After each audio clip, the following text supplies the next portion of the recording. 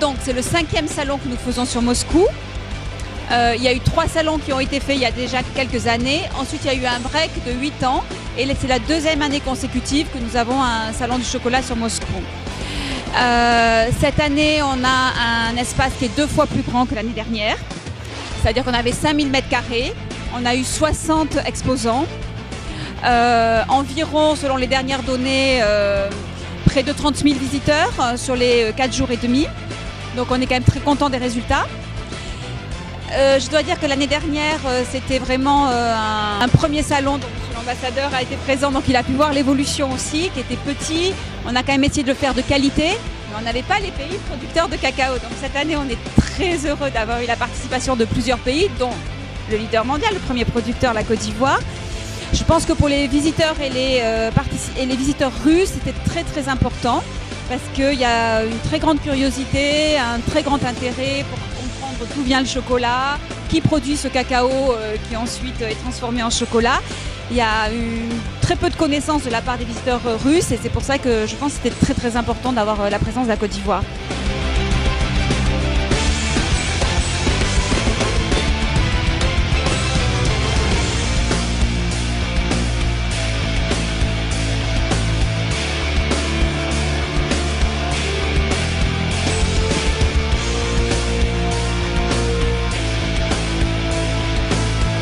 Le Conseil du Café Cacao a participé à la 5e édition du Salon du chocolat de Moscou et nous sommes très ravis d'être à ce salon.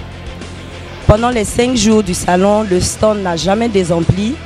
Nous avons été présents sur 3 volets. Sur le volet institutionnel, c'est-à-dire que nous avons montré au public russe ce que fait le Conseil du Café Cacao en investissant en Côte d'Ivoire, en construisant des écoles dans les zones de production de café et de cacao. Nous avons également été présents sur le volet promotionnel.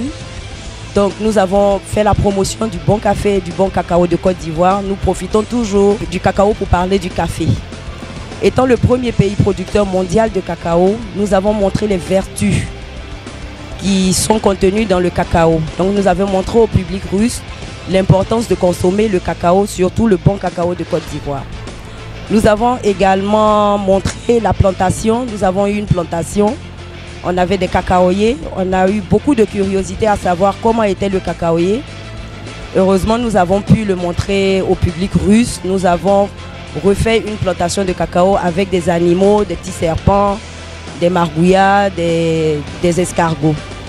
Nous sommes très satisfaits de notre participation au Salon du chocolat. Nous disons d'ailleurs merci à Madame Claire Poutin et à son Excellence Monsieur l'ambassadeur qui nous a montré l'intérêt particulier que la Côte d'Ivoire avait à être à ce salon. Et nous comptons être présents l'année prochaine, s'il plaît à Dieu.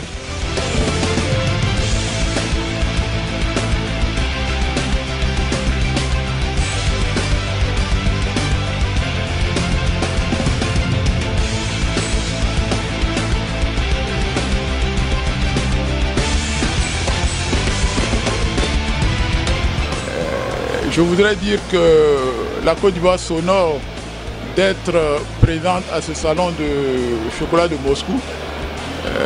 Moscou est une grande capitale. La Fédération de Russie est un grand pays. 4e consommateur du cacao, m'a-t-on dit. Donc être sur le marché et être présent au salon de chocolat de Moscou, pour la Côte d'Ivoire, c'est une chance de se faire connaître.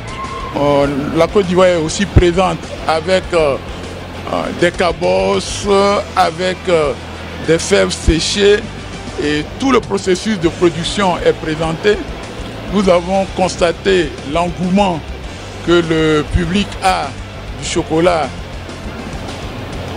ivoirien et je voudrais encore une fois remercier le conseil du café cacao, Madame la directrice générale Touré Liste, d'avoir accepté d'envoyer une délégation à Moscou